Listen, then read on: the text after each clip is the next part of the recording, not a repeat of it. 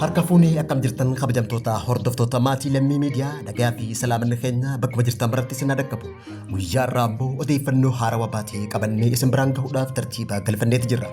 Odeeffannoo addaa guyyaa irraa baateen Itoophiyaan hirkattummaa biyyoota alaa jalaa bahuudhaaf warshaalee gurguddoo guddinaa fi misooma biyyaatiif murteessoo ta'an lama ijaaruudhaaf karoorfattee yeroo dhiyootti hojii jalqabsiisuuf akka deemtutu dhaga'ame.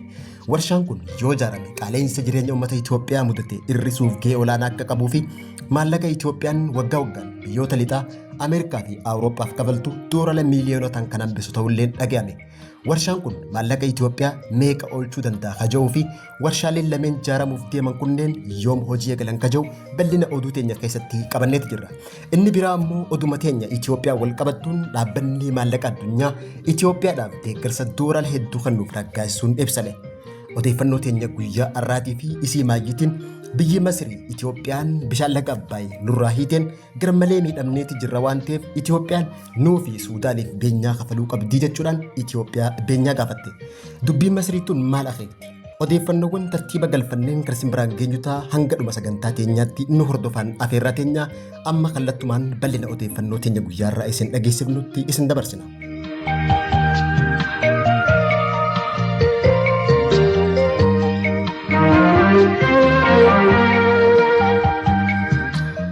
Itoophiyaan hirkattummaa biyya alaa jalaa bahuudhaaf dhiyeenyatti warshaa oomisha guddina biyyattiitiif murteessoo ta'e gurguddaa lama ijaaruuf deemti.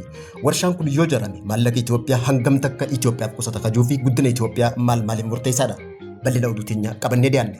Itoophiyaan hirkattummaa biyya alaa jalaa bahuuf barartii guddina biyya isii sadarkaa addunyaatti ol guddisuuf dhiyeenya waan lama gurguddaa biyya keessatti ijaaruuf karoorfatte tokko keessa tokko warshaa maxxansa maallaqaa kan biyya keessatti ijaaruuf karoorfatte waggaa ta'u inni lammadaa ammoo ijaarsa warshaa paaspoortii Itoophiyaa biyya keessatti eegaluuf ji'a 3 fi 4 keessatti kan raawwatamu ta'utu ibsame. Warshaan maxxansaa Itoophiyaan ijaaruuf deemtu yoom eegala kunooti. Dhiyeenya kana konferansii dinagdee maallaqaa magaalaa Finfinneetti taa'amaa turte irratti Itoophiyaan yeroo dhiyootti guddina saffisiisaa akka galmeessituu fi karoora hedduu qabamee jiru ministeerri muummee Itoophiyaa Dr. Abiyyi Ahmed ibseeti jira. Ministeerri muummee ibsa isaan kanneen keessaa tokko guddina biyyattiitiif wanti ijoo ta'ee fi hirkattummaa biyya alaa jalaa Itoophiyaa baasu warshaa maxxansaa maallaqa biyya keessatti ijaaruu hoggaa ta'u ministeerri muummee Itoophiyaa Dr. Abiyyi Ahmed dhaabbanni investimentii Itoophiyaa bara 2020 akka hundeeffame Projektii kana to'achuu fi investimentii biyyaalessaa kan bulchu ta'ullee ibseeti jira.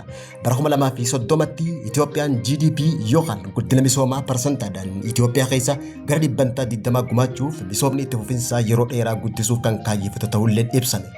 Itoophiyaan sochii abbaa biyyummaa dinagdee keessatti maallaqa mataa isii yoo maxxansite guddinni biyyattii sadarkaa addunyaatti dorgomaa kan taasisuu fi dhiibbaa ol ka'iinsa doolaara Ameerikaa kan furu ta'ullee ibsame. Mootummaan Itoophiyaa hirkattummaa dhiyeessitoota biyya alaatirraa qabu hir'isuudhaaf nootiiwwan baankii mataa isaa biyya keessaa maxxansuu jalqabuuf karoorfachuu akkuma beeksise kan jalqabsiisu ta'ullee waa dagaleeti jira. Inspeekshiniin kun kan hoogganamu dhaabbata qabeenya abbaa biyyummaa yookaan fandii investimentii mootummaa guddicha Afrikaa keessaa tokko kan ta'e Itoophiyaan Investimentii Holding kaja'uun yoo ta'u Itoophiyaan yeroo ammaan tana maxxansa maallaqaa isii birrii dhaabbilee biyya alaatiif kan daddabarsu ta'ullee ibsame. Ministeerri muummee Itoophiyaa Dr. Abiyyi Ahmed akka himetti mootummaan Itoophiyaa maallaqa isaa maxxansuudhaaf waggaa waggaan doolaara miiliyoonaan lakkaa'amu biyyoota dhiyaatiif kafaluudhaan dhabaa akka jirus ibse. Kanaaf ammoo Itoophiyaan warshaa maxxansaa maallaqaa kan mataa isii dhaabbatte waggaatti maallaqni Itoophiyaa doolaara miiliyoonota hedduun lakkaa'amu biyya alaatiif kafalamuuf dhaabbatuu fi misoomaa fi guddina biyyattiitiif kan oolu ta'ullee ibsameeti jira.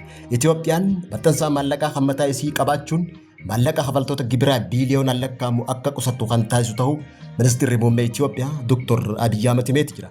Biyyoonni ardii Afrikaa yeroo ammaan tana 40 ol tahan maallaqa isaanii kan maxxanfatan biyyoota akka Jarman, Faransaay, United Kingdom, Ameerikaa fi Kanaadaa keessatti hoggaa ta'u kunis waggaatti tilmaamaan doolaara miiliyoona 300 ol akka isaan dhabsiises ibsameeti jira. Kana qofaa miti Itoophiyaan hirkattummaa biyyoota lixaarratti rarraatee jirtu jalaa bahuudhaaf guddina isii mirkaneessuudhaaf yeroo ammaan tana Itoophiyaatti ijaarsi warshaa guddaan paaspoortii Itoophiyaa oomishuu ijaaramaa jiraachuun ibsame. Warshaan ijaaramaa jiru kun baatii 3 hanga 4 keessatti xumuramuun hojii akka jalqabus ibsameeti jira. Paarkii Industirii Boolee lammiitti ijaaramaa kan jiru warshaan kun maqaa Tooppaan Giraafitii Itoophiyaa jaamee kan moggaafame waggaa ta'u waaltaan Itoophiyaa Investment Holding fi dhaabbatni idil addunyaa Topography waliin ta'uun hojjetamee xumuramaa akka jirus ibsame. Pirojektiin kun doolaara Ameerikaa biiliyoona 55 kan ijaaramaa jiru hoggaa ta'u, investimentiin haaraan holdingii kanaaf isa jalqabaa ta'ulleen ibsame. Gabaasa kana kan qopheessine ibsa hojii raawwachiisaan waliigalaa dhaabbata Itoophiyaan Investment Holding kan ta'e Dr. Biruk Taayyee ibsa waabeffachuun kan isiniif dhiyeessine hoggaa ta'u, akka Dr. Biruk Taayyee jedhutti pirojektiin kun abbaa biyyummaa sanadoota dho'isaa biyyatti mirkaneessuu fi maallaqa biyya alaa hedduu hanga ammaatti qisaasamaa ture qusachuuf kan kaayyeeffate ta'uu ibseeti jira.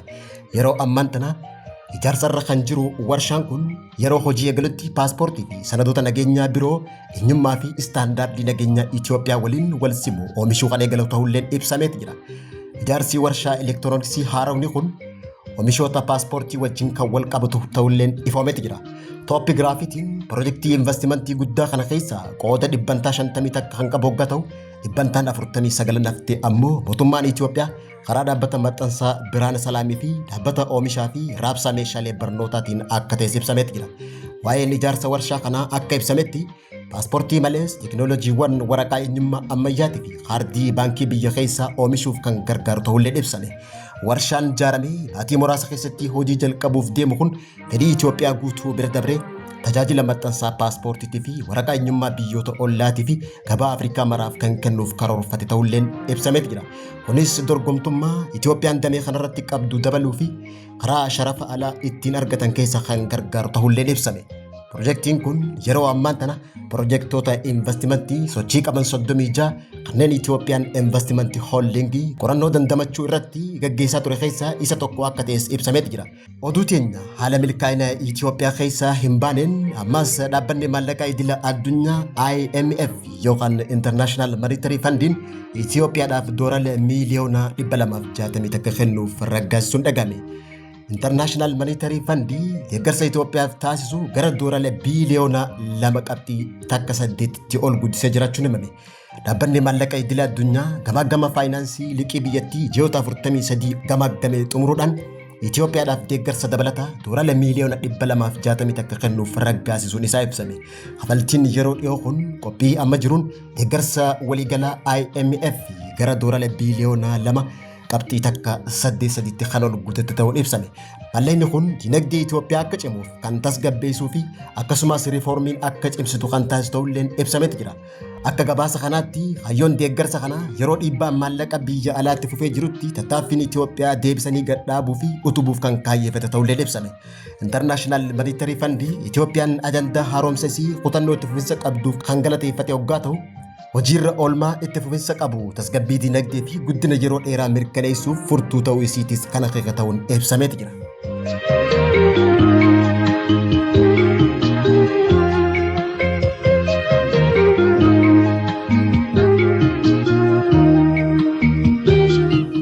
Daawwattootaa fi hordoftoota maatii lammii miidiyaa odeeffannoo teenya guyyaa irraa isin biraan gahuuf qabannee dhiyaanneen biyyi Masrii Itoophiyaan bishaan laga Naayil nurraa hedduutti nuufisuudhaan jaboo waan midhamneef beenyaa nuuf kafaluu qabdii jechuudhaan Masriin Itoophiyaa beenyaa gaafatte. Guyyaa kaleessa ministeerri bishaanii fi jallisii biyya Masrii Haani Iswaayil ibsa baaseen hidhii haaromsa Itoophiyaa guddaan miidhaa waan nurraan ga'eef Itoophiyaan beenyaa nuuf kafaluu qabdi jechuudhaan ibsa Itoophiyaa beenyaa gaafatu baase. Masriin ammoo waggoota lakkoofsa hin qabneef bishaan laga Naayil kan 187 Itoophiyaa keessaa maddu kafaltii tokko malee fayyadamaa turte Itoophiyaan bishaan isii hidhachuutti maaliif beenyaa gaafatti? Dubbiin tun akkasii dhiyeenya kana waldiddaa Itoophiyaa fi Masriin bishaan Abbayyaa irratti qaban ni fura jechuudhaan pirezidaantiin Ameerikaa Doonaald Tiraamp eega dubbateen booda waldiddaa furuu keessatti pirezidaantiin Ameerikaa Doonaald Tiraamp gama Masrii goruudhaan xalayaa pirezidaantii Masrii Abdul Fattah al-Siisiif ergeen Itoophiyaan hidha bishaan laga Naayil biyyoota yaa gadiitiif qooduu qabdi akkasumas humna ifaa gurguruufii qabdi jechuudhaan eega ergeen booda kana malees pirezidaantichi xalayaa tana karaa miidiyaa hawaasaa sooshaal tireeziratti erga maxxanseen booda ministeerri bishaaniif jallisii Masrii kunis ibsa pirezidaantii Ameerikaa kana hordofuudhaan ibsa Itoophiyaa beenyaa gaafatu maxxansuu isaa guyyaa kaleessaa Majjii 19 2026 miidiyaan maxxansaa biyya Masrii Ijiptii Independent gabaaseeti jira.